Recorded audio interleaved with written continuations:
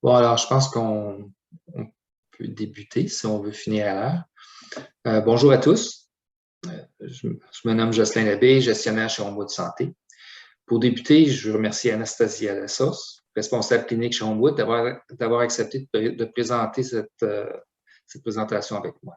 C'est une première pour elle, donc un moment de grande importance pour nous. Merci, Jocelyn. Alors, avant de commencer, nous souhaitons partager une pensée pour les peuples autochtones de toutes les terres non cédées sur lesquelles nous nous trouvons aujourd'hui. En tant qu'organisation pan-canadienne ayant des bureaux partout au pays, Homewood Santé reconnaît l'appartenance ancestrale de territoires aux peuples inuits, métiers et des Premières Nations.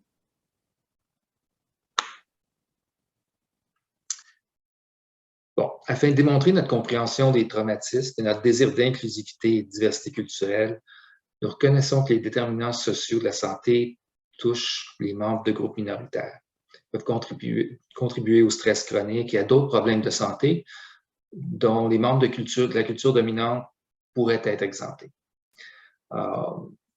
C'est la conséquence de systèmes fondés sur la culture eurocentrique, notamment le pouvoir au blanc, la société patriarcale, l'hétéronormativité et l'individualisme et le capitalisme. Bien que notre exposé n'est pas expressément sur ces systèmes, on peut reconnaître le fardeau disproportionné que ça impose aux groupes marginalisés en matière de santé. En plus, en tant qu'homme hétérosexuel, je ne peux pas connaître tous les aspects de votre culture, vos langues et les défis que vous avez à relever, mais j'anticipe avec plaisir d'en apprendre un petit peu sur vous au cours de la présentation d'aujourd'hui.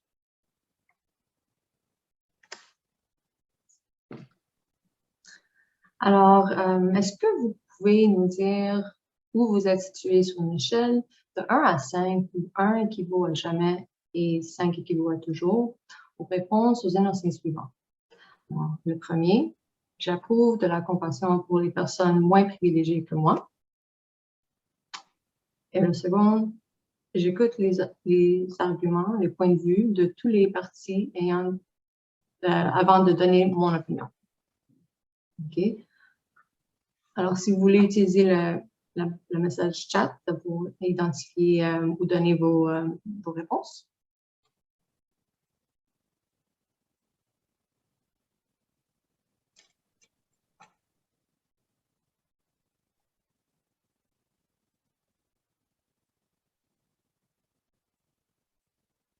Bien sûr. Anastasia, les options?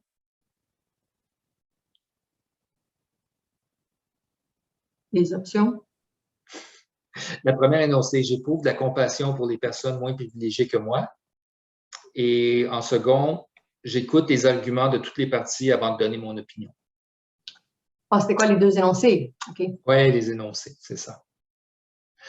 Alors, je vous dirais que pour moi, en général, les deux énoncés me conviennent. L'échelle de réponse, en fait, c'est de 1 à 5. 1 équivaut à jamais et 5 équivaut à toujours. Donc, moi, je me situe vraiment, j'espérerais me situer à 5, mais bon, mettons que je suis prêt.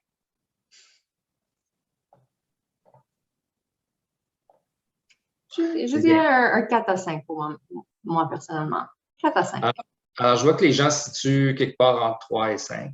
Puis j'avoue que souvent, c'est fonction de notre vécu puis de ce qu'on est en train de vivre aussi.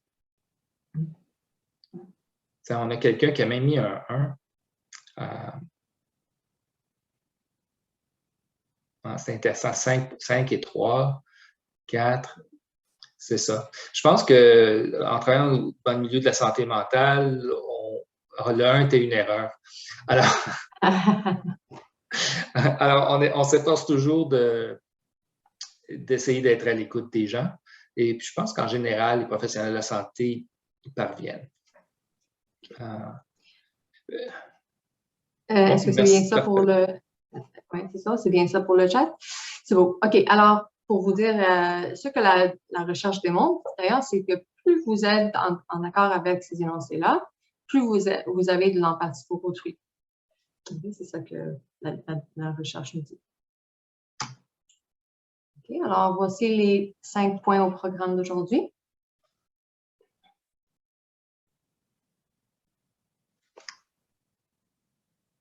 OK. Alors, les médias sociaux et leur utilisation sont répandus dans le monde moderne et un grand nombre de leurs applications sont utiles et bénéfiques. Les médias sociaux sont là pour rester. Il est donc très important d'examiner leurs avantages et leurs inconvénients ainsi que leurs effets, bons ou mauvais, sur notre santé mentale et de nous armer de stratégies pour entretenir et maintenir une relation saine avec eux. C'est sur ça qu'on parle aujourd'hui dans cette conférence. Bon. Alors, quelle est l'étendue et la popularité des médias sociaux? Ces chiffres de 2021 parlent un peu d'eux-mêmes. Ça jette une lumière sur la situation. De nos jours, presque tout le monde utilise les médias sociaux d'une manière ou d'une autre. Ils sont pratiques, on y accède par le biais d'une application sur nos téléphones, nos tablettes, nos ordinateurs. Ils répondent rapidement à peu près une majorité de nos besoins et on s'étonne même d'entendre que quelqu'un n'a pas de compte sur les médias sociaux.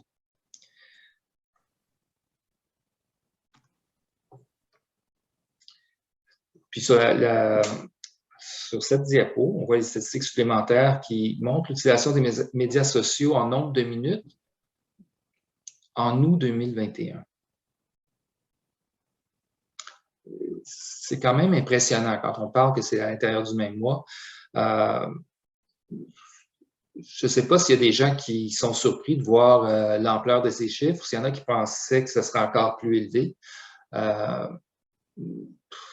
J'avoue que moi, si on m'avait demandé de faire un estimé là-dessus, j'aurais été dans le champ.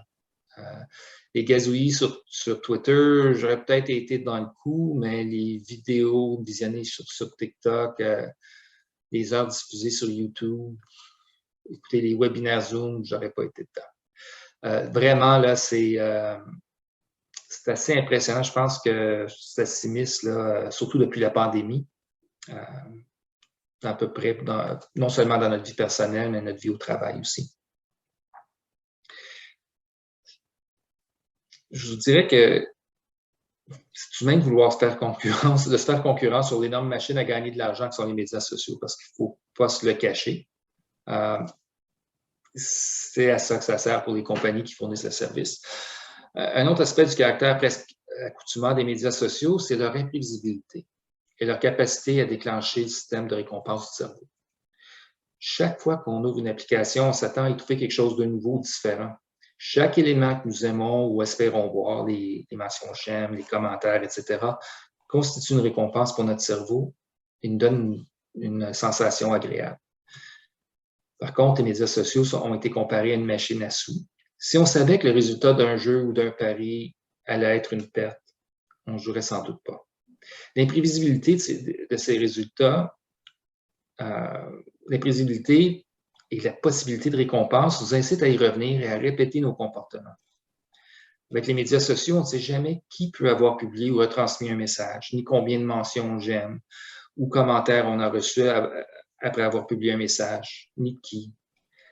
Ça nous incite à les consulter. Pour certaines personnes, l'utilisation des médias sociaux est compliquée et difficile. Les statistiques devraient vous rassurer. Vous n'êtes pas les seuls. Nous vous proposons une réflexion et une analyse critique pour vous aider à comprendre pourquoi certaines personnes peuvent être ambivalentes. Et là, tout au long de cette conférence, nous allons maintenir une attitude compatissante envers nous-mêmes et les autres, dans l'espoir de garder un espace sûr.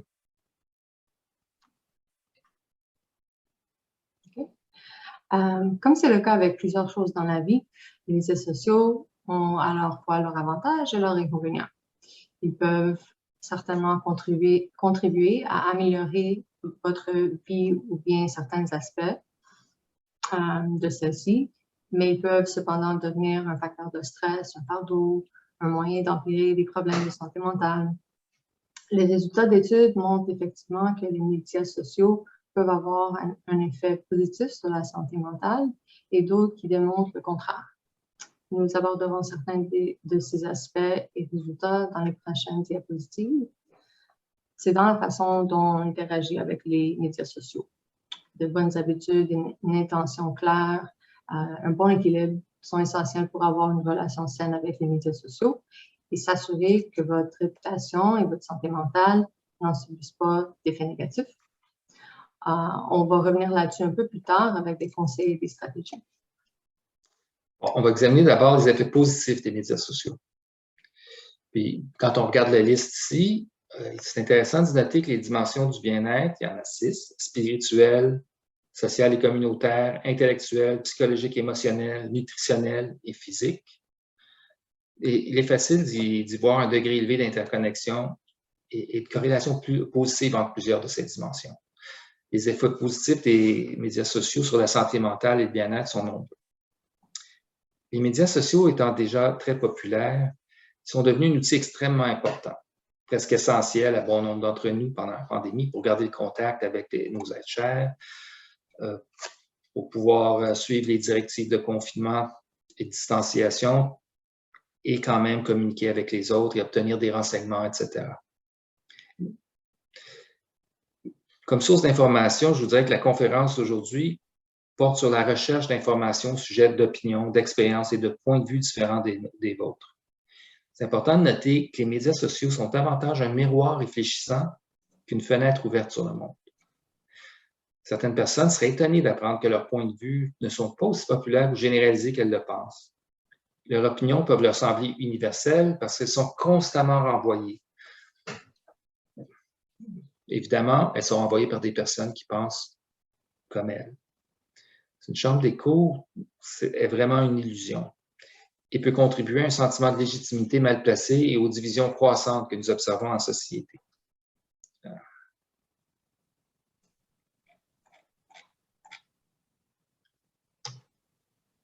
OK. Alors, nous allons maintenant aborder les effets négatifs des médias sociaux sur la santé mentale et le bien-être. Comme vous pouvez le constater, ceux-ci sont presque mot pour mot à l'opposé des effets positifs que Justin a mentionnés. Encore une fois, c'est de la façon qu'on interagit avec les médias sociaux. La ligne de démarcation est mince entre jouir des avantages des médias sociaux et en souffrir. Ces effets négatifs sont le résultat d'une interaction malsaine avec les médias sociaux, lesquels ils peuvent amener des conséquences ci-dessous ou être encore davantage aggravés par ceci. Une perception faussée ou irréaliste de la réalité, résultant du fait que les gens n'y publient généralement que les aspects positifs ou les aspects importants de leur vie, les comparaisons qui résultent des schémas de pensée en boucle, allant jusqu'à l'obsession, le fait d'être la cible du « trollage » ou d'intimidation, le fait d'y chercher la dispute ou le désaccord ou d'être entraîné en ce qui alimente la division, le repli sur soi-même, les sentiments de solitude, l'exclusion. Alors, quelques occurrences et ces effets secondaires résultent d'une relation malsaine avec.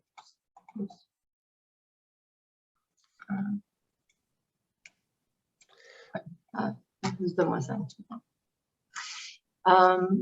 Désolée. OK. Alors, comme nous l'avons souligné, les médias sociaux et leur utilisation ont leur avantage.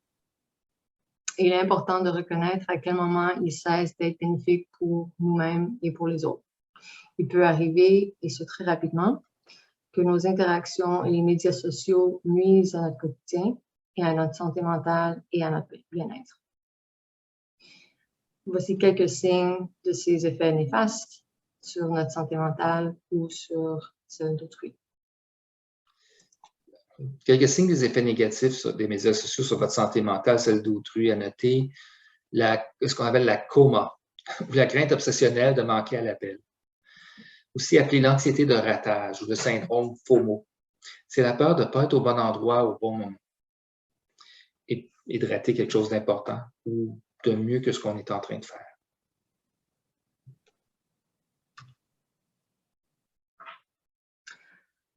OK. Alors, ce sont les 3 principaux points que nous allons couvrir aujourd'hui pour favoriser une relation saine avec une meilleure utilisation des médias sociaux. Alors, il faut réfléchir à ce que les médias sociaux signifient pour vous. Définissez ce qu'ils représentent pour vous et leur utilité dans le quotidien par rapport aux autres aspects de votre vie, c'est-à-dire la culture, votre famille, vos amitiés, etc. Votre définition guidera votre utilisation, votre participation, afin que les médias sociaux vous servent avantageusement en répondant à vos besoins. Pensez également à respecter le sens que d'autres accordent aux médias sociaux, qui ne sera pas nécessairement le vôtre.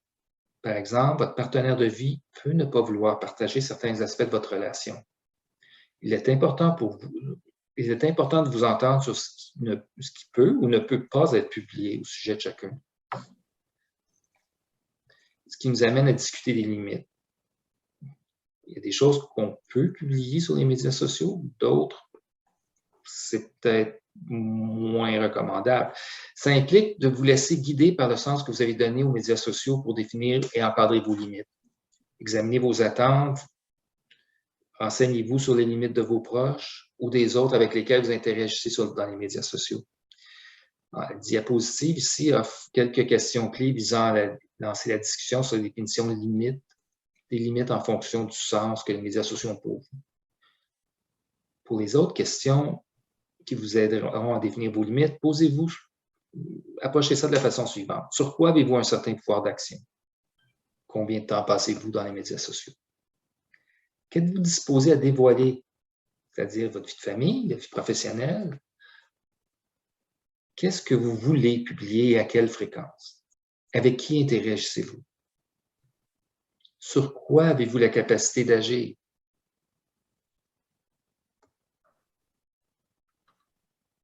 Okay. Merci. Alors, quand il s'agit des médias sociaux, il y a des choses sur lesquelles nous avons un certain pouvoir d'action et d'autres sur lesquelles on n'a pas. Et comme l'indique l'image ici sur la diapositive, les choses sur lesquelles nous pouvons influencer sont généralement moins nombreuses que celles qui sont hors de notre pouvoir d'action.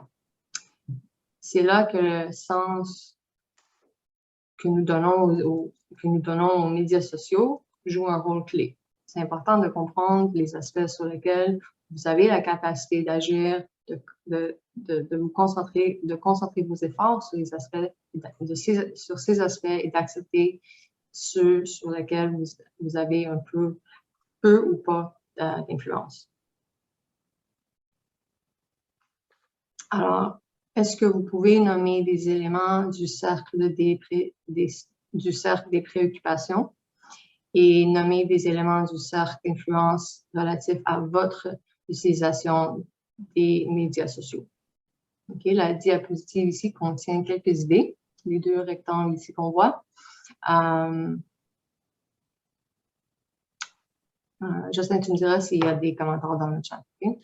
Il n'y en a toujours pas. Par contre, moi je peux partager un petit peu de vécu.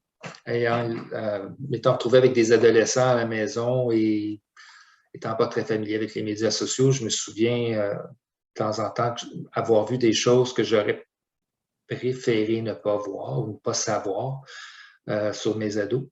En fait, et puis c'est ça le problème. Je pense dans le quotidien, on se place des filtres. Il y a des choses qu'on ne partage pas avec tout le monde, mais sur les réseaux sociaux, on dirait que tout se dévoile, puis que les gens sont à l'aise à en dévoiler beaucoup plus. Je pense qu'effectivement, ça, c'est une des choses sur laquelle on a un contrôle. Puis, alors, vraiment, le point à retenir, c'est on doit mettre l'accent sur le cercle d'influence. C'est les éléments sur lesquels on peut avoir un contrôle. Des idées pour mettre ça en perspective, c'est de fixer une limite de temps à votre présence sur les médias sociaux, prendre des pauses des médias sociaux, rechercher de l'aide aux besoins, fixer des attentes en lien avec vos publications. Par exemple, avoir publié du contenu qui vous semble authentique versus vouloir des comme on dit, des j'aime et avoir des mentions. Oui, effectivement, c'est un défi. Marie-Tou nous dit qu'une des choses sur lesquelles on a un contrôle, c'est les photos et les vidéos. Et puis, je pense que c'est majeur. On a des gens qui tentent d'être des influenceurs puis qui partagent des choses assez ciblées. Ils vont partager des produits, ils vont faire des belles sorties puis nous montrer leur repas, etc. Puis ensuite, on a de la famille qui veulent partager leur belle soirée. Mais ce qui n'est pas évident, c'est qu'on a plein de monde qui sont nos amis Facebook ou Instagram. Alors, c'est là que ça devient délicat. Je pense qu'on peut passer à la prochaine diapo. Okay. Alors, je vous dirais que les conseils stratégiques qui vont suivre sont assez utiles. On va d'abord aborder ceux qui sont situés dans votre cercle d'influence et votre pouvoir d'action. Alors, on peut se poser la question, les réseaux sociaux, les médias sociaux répondent-ils à vos besoins? Exemple de besoins possibles, relations interpersonnelles, validation, remède à la solitude, aventure, conversation, rencontres. Les personnes qui peuvent avoir de la difficulté à gérer leurs émotions pénibles et utiliser les médias sociaux comme une distraction qui leur permet d'ignorer ou minimiser ces émotions, s'engourdir même. Lorsque vous interagissez avec les médias sociaux d'une manière authentique, ce qu'Anastasia mentionnait tantôt, vous en retirez de la satisfaction au lieu de la frustration, du vide. Moi, avec mon conjoint, nous avons fait la décision de ne pas mettre de photos des enfants sur les réseaux sociaux. Par contre, nous ne pouvons pas contrôler les grands-parents qui vont à l'encontre de nos désirs. On contrôle, c'est ça. Il y a des choses qui ne sont pas dans notre rayon d'action. Par contre, je vous dirais que vous n'êtes pas les seuls parents à faire face à ce défi. Effectivement, c'est assez fréquent. Il y a plusieurs plateformes qui nous permettent désormais de masquer des contenus, de nous désabonner ou encore de, on va dire, désamicaliser quelqu'un, c'est-à-dire supprimer un contact de votre liste d'amis. Sur Facebook ou Instagram, ça arrive. Masquer un contenu est une bonne solution si vous ne voulez pas vous désabonner ou désamicaliser quelqu'un carrément. On parlait de grands-parents. Effectivement, par respect pour eux ou par crainte de les blesser, on pourrait décider de masquer le contenu, ce qui nous permet de rester amis sans être exposés aux activités qui vous mettent mal à l'aise. Il ne faut pas craindre, les personnes dont vous masquez les messages ne sauront pas que vous l'avez fait.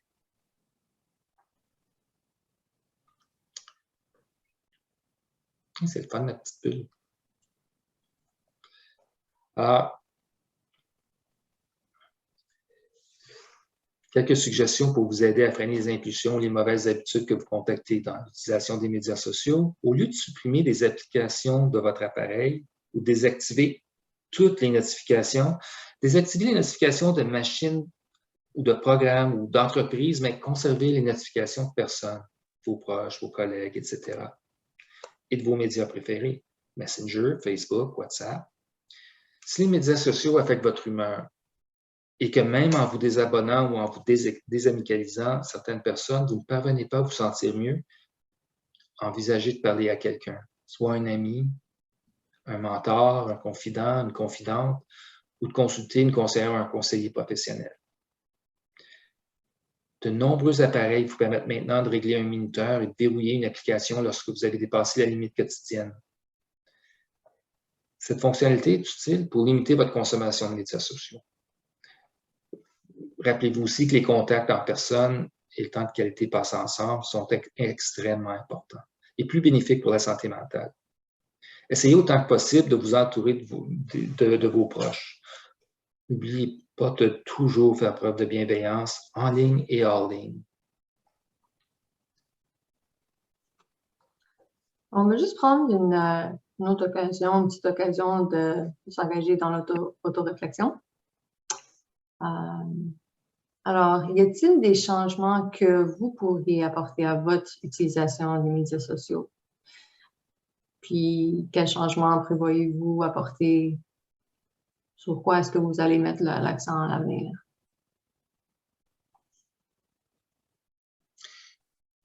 Oui, ben, effectivement, les relations interpersonnelles sont d'une grande importance. On s'en est rendu compte pendant la pandémie. Mm. Euh, on a trouvé vraiment pénible, en tout cas, je parle pour moi, mais je pense que ça s'applique à bien des gens. Je voulais plier aux règles sanitaires, mais quand venait la fin de semaine ou les soirées, c'était difficile de ne pas voir mes petits-enfants. C'était difficile de changer nos habitudes. Heureusement, je vivais pas seul, mais je trouvais difficile de ne pas voir la famille élargie.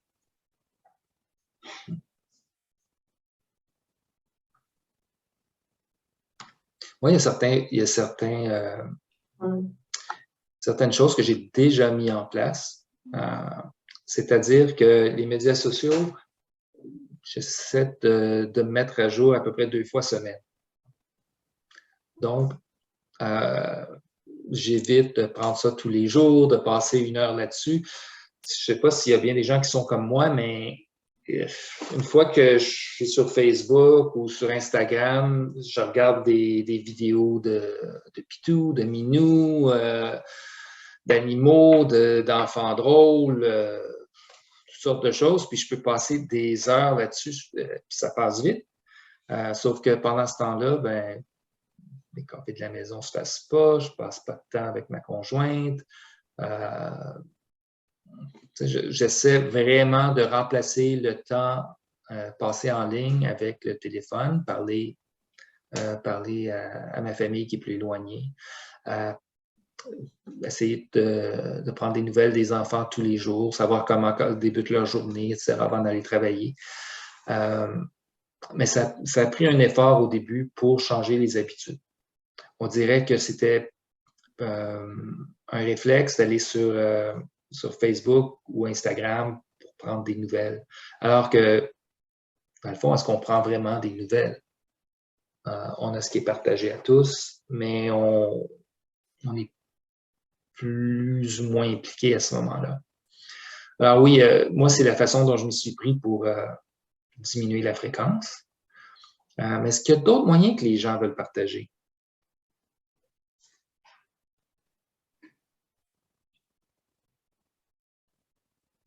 Moi, j'ai surtout fait ça pendant la pandémie avec les nouvelles. Et je voulais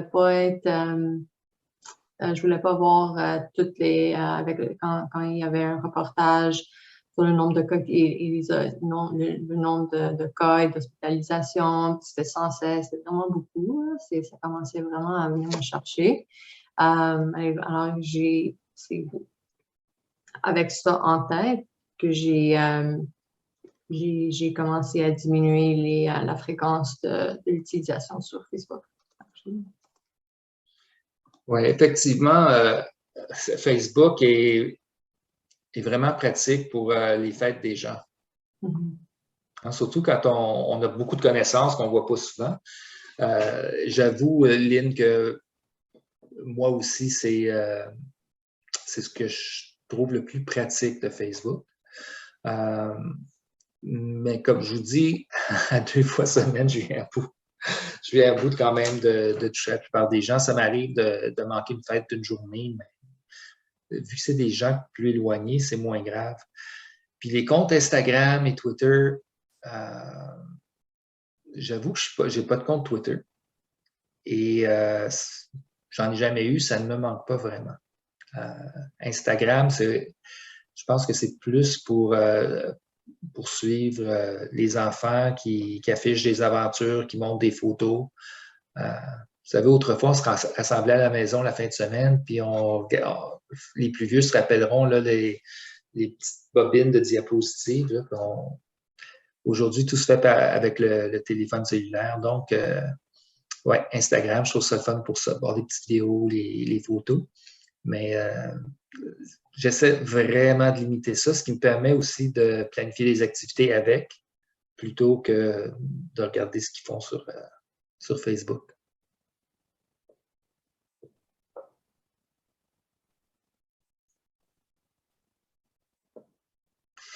Bon, alors ici, c'est vraiment intéressant. J'ai Stéphanie qui croit que c'est important d'évaluer d'abord si l'utilisation que l'on en fait est problématique ou non.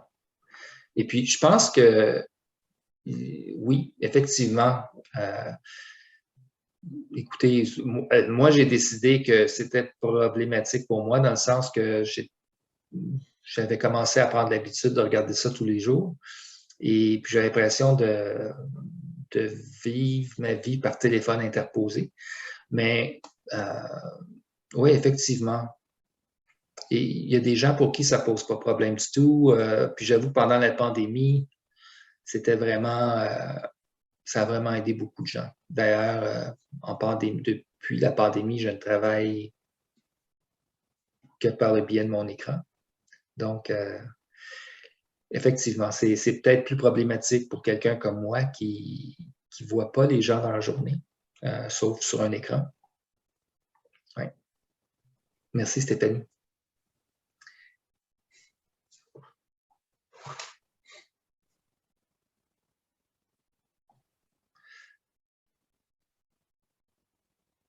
Oui, évidemment, Daniel, tu as raison, c'est hyper pratique pour rester en contact avec les gens qui sont loin. Moi-même, j'ai des amis qui demeurent en Europe et tous les jours, on communique sur WhatsApp. Je dis tous les jours, presque. Alors, c'est effectivement WhatsApp, je vois ça un petit peu comme utiliser le téléphone. Mais effectivement, les réseaux sociaux sont vraiment utiles pour rester en contact avec les gens qui sont loin, partager des photos. Oui.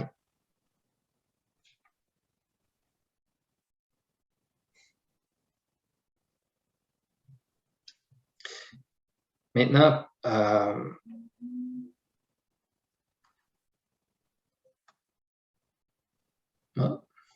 je parle en d'écran, quelque chose qui se passe sur mon écran d'ordinateur. Alors, Anastasia, on peut poursuivre avec la prochaine diapo. Je ne sais pas si je partage toujours mon écran. C'est quoi le premier point que tu vois sur le... Ah, les lectures. Ouais. Oui. Alors ici, on partage avec vous quelques ressources qu'on a pour votre information qui pourraient être utiles à mieux vous familiariser avec les effets des médias sociaux et la santé mentale.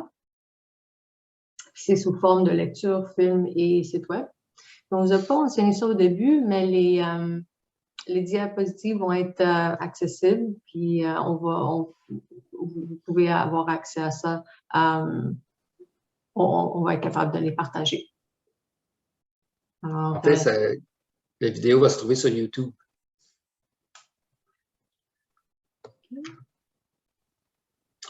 Alors, il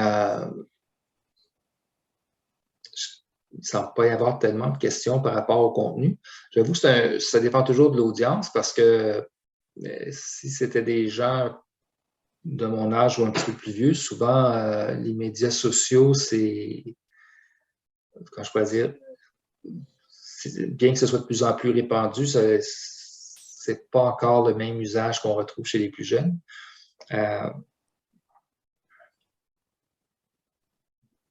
Alors, vous semblez tous quand même assez à l'aise avec la technologie moderne.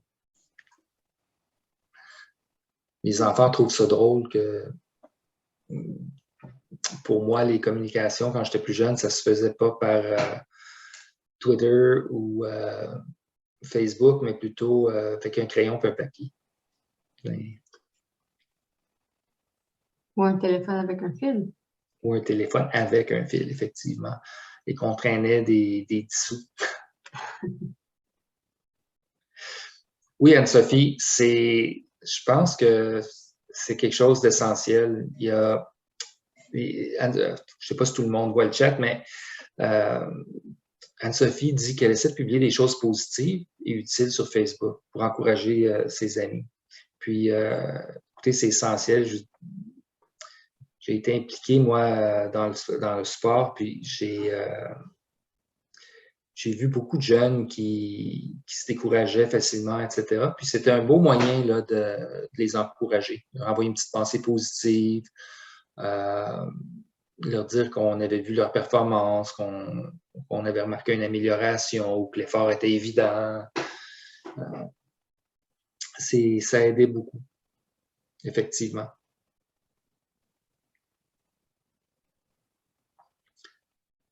Alors, je vais prendre une petite minute pour vous parler d'Espace Mieux-être. Il s'agit de counseling gratuit. Ce sont des outils pour porter un soutien à tous les Canadiens et Canadiennes, en partenariat avec Jeunesse J'écoute et Step Care Solutions. Homo de santé offre une gamme de services complets et gratuits d'aide de counseling en santé mentale aux personnes de tout âge. C'est financé par Santé Canada, comme j'ai dit. L'espace Mieux-être est accessible en français ou en anglais sur le portail à l'adresse wellnesstogether.ca pour la version française. Vous avez simplement changé le contenu en français. C'est une adresse pour tout le monde, mais c'est ça, il y a un petit onglet, là, un petit bouton où on indique qu'on veut la page en français. Les services de counseling sont aussi accessibles par téléphone au numéro à l'écran, 1-888-417-2074.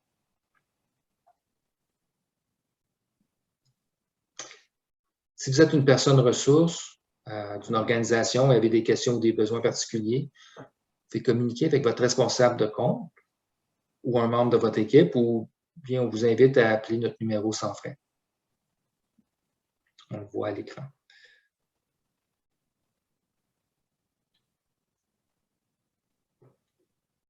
Juste pour nos références. Lynn, ça fait plaisir je suis content que vous ayez participé. Est-ce qu'il y a quelque chose en particulier que vous allez retenir plus que d'autres? Serait-ce le champ d'aide, que ce soit les choses sur lesquelles vous avez de l'influence?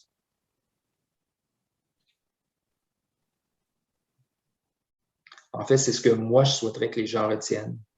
On reçoit des appels de gens en détresse au téléphone qui vivent du rejet.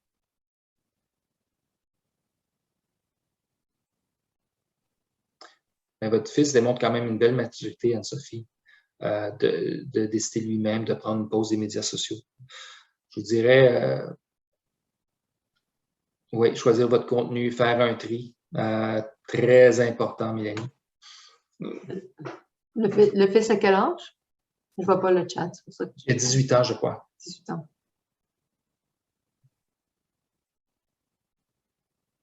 Ah, ben, je suis content, Stéphanie, que ça semble que vous voyez une utilité pour vos employés. Oui, c'est ça. On a quand même pas mal de gens qui consultent parce qu'ils ne se sentent pas bienvenus sur les réseaux sociaux. Ils ont l'impression que personne ne les apprécie, qu'ils ne peuvent rien faire de bien. Puis souvent, il s'agit de quelque chose aussi minime qu'ils ont émis des commentaires récemment, puis il n'y a personne qui a affiché un M ou un bonhomme sourire ou réagi avec un commentaire. Ça peut sembler assez banal, mais quand les gens se sentent plus vulnérables, l'impact est là, on le note.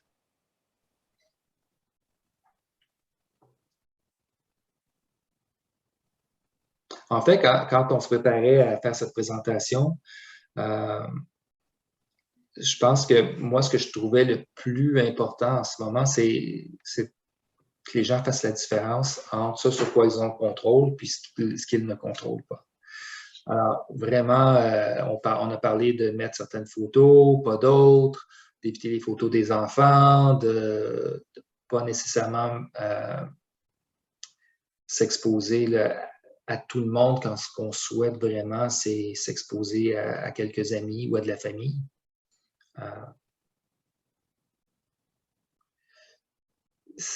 C'est vraiment, c'est un enjeu que les gens abordent pas beaucoup, honnêtement. Je ne suis pas surpris qu'il y ait des employés qui vous fassent des confidences par rapport aux réseaux sociaux. On peut noter là, parfois, juste sur les compagnies qui utilisent Teams puis qui ont des salles de clavardage, il y a un genre d'intimidation parfois qui se fait sur, même à l'intérieur des compagnies. Oui, c'est à ça que tu faisais allusion. Hein. C'est véritablement, là, je ne dirais pas que c'est un fléau, mais pour les gestionnaires, c'est difficile de gérer des choses qu'on n'a pas sous les yeux parfois.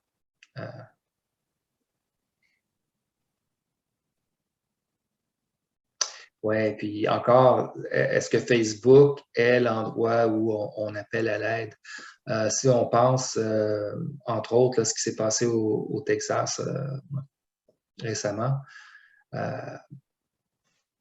je veux dire, on pourrait dire que le monsieur en question a tenté d'obtenir de l'aide ou manifester ses intentions sur Facebook, mais il n'y a pas eu de réaction. C'est pas tant le meilleur endroit. Je pense que quand on voit que quelqu'un qui cherche de l'aide sur Facebook, si c'est quelqu'un de proche, vraiment, peut-être lui donner un coup de fil puis le rediriger vers de l'aide plus crédible. C'est intéressant d'avoir un cours sur le bullying pour les enfants de 12 à 17 ans. Je ne sais pas ce que tu en penses, toi, Anastasia, ayant travaillé dans une école. C'est spécial. C'est spécial. Je pense que je vais arrêter là. Je vais juste dire que c'est spécial. C'est compliqué. Ouais.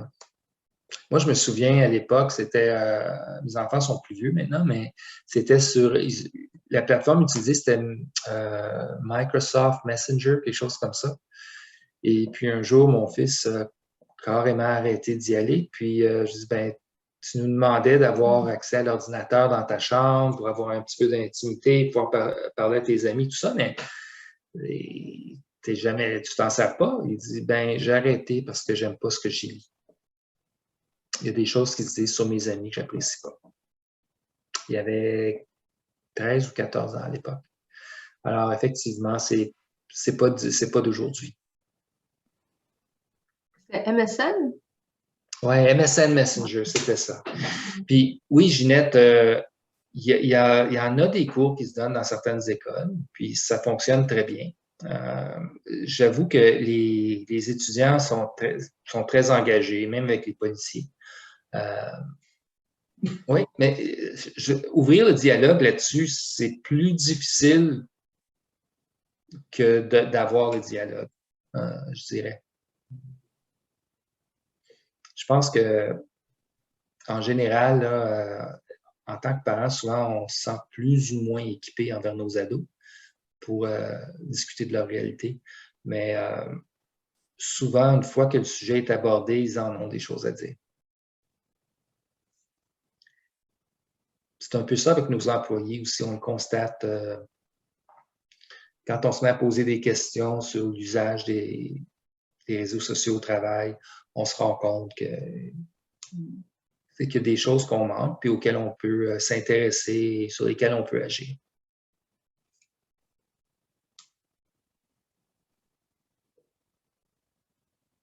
Oui, effectivement. Il faut être à l'écoute et non dans le jugement si on veut accompagner. Tout à fait.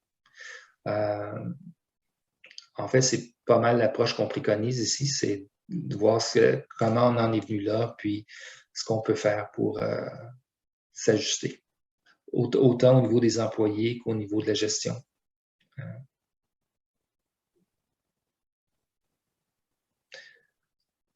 Il y a un monsieur qui travaillait qui travaille dans une compagnie qui fonctionne 24 heures par jour. Puis à un moment donné, il s'était rendu compte qu'il se passait quelque chose d'anormal de nuit, sur le quart de nuit, mais il ne comprenait pas pourquoi, il n'y avait pas d'explication. Alors quand il s'est présenté pour discuter avec les employés, ils ont rapidement mis les faits sur la table et réglé les problèmes.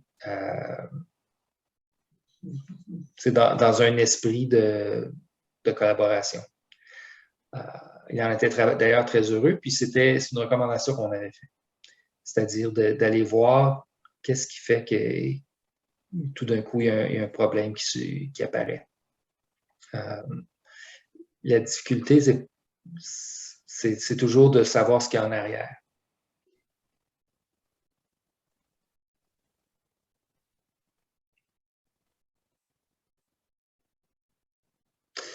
Je ne sais pas ce que tout le monde à l'écoute est en santé mentale.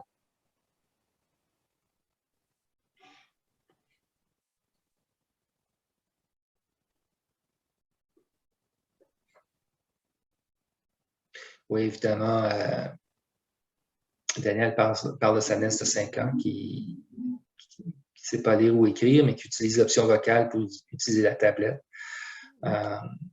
Oui, effectivement, mais je vous dirais que je crains que ça se perd, ça, un peu, parce que au début, avec les réseaux sociaux, les parents étaient plus à l'affût, je dirais. Je me souviens, nous, on avait notre ordinateur le long d'un mur de la salle à manger pour que les enfants l'utilisent devant tout le monde.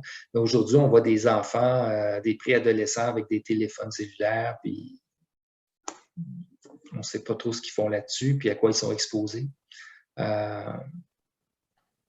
Oui.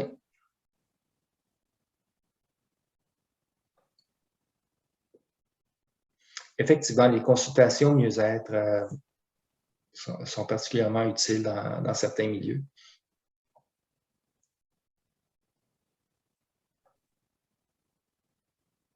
Alors, on a une personne des ressources humaines. Les autres, je ne suis pas certain de ce que vous faites. Nous, on est en santé mentale depuis toujours. Je pense qu'on a tous les deux fait que ça. Ouais. Ou presque. Je pense que j'ai travaillé dans une chocolaterie. À part de ça, ça a toujours été en santé mentale, oui. Enseignante, Lynn. Enseignante.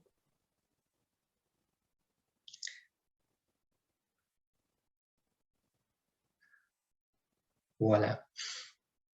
Mais c'est intéressant de savoir d'où les gens proviennent. En fait, moi, mon premier bac était en archéologie. Alors, j'ai cheminé un petit peu. Mais je suis travailleur social de formation. J'ai travaillé en centre jeunesse, en pédopsychiatrie, en santé mentale jeunesse, adulte.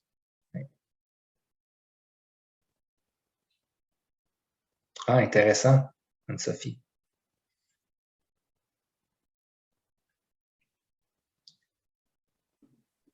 Anastasia, est-ce que tu vois la plage de cabotage? OK, alors je m'excuse. Anne-Sophie a un bac en psycho et elle travaille en gestion de projet informatique. Elle représente les employés sur un comité de santé mentale.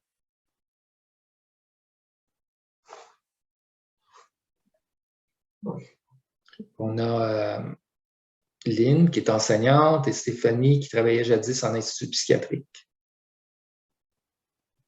qui est aujourd'hui en ressources humaines.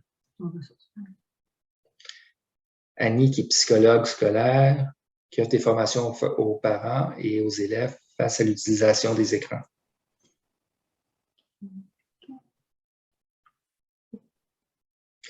Je me demande si dans les écoles, la situation a évolué. Je dirais que, bon, j'étais en protection de la jeunesse, je me préoccupais beaucoup du recrutement des jeunes filles et des jeunes garçons par les proxénètes.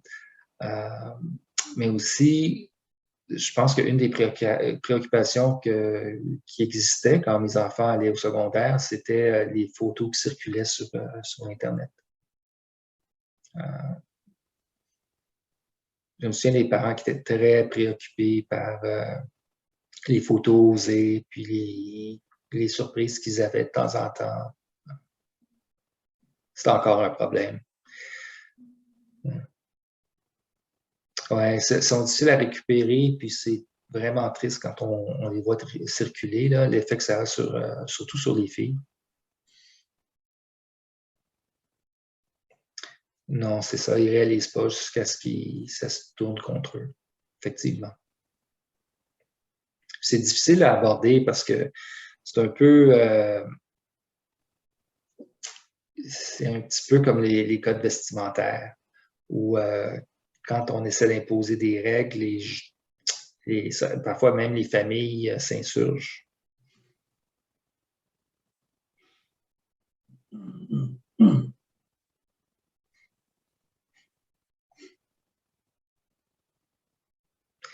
Écoutez, j'ai vraiment apprécié l'échange avec vous. J'étais très heureux d'être là ce soir. Et Anastasia, félicitations pour ta première présentation. Merci, merci, mais désolée de ne pas être capable de voir les commentaires. Je suis là, sachez que je suis là, présente.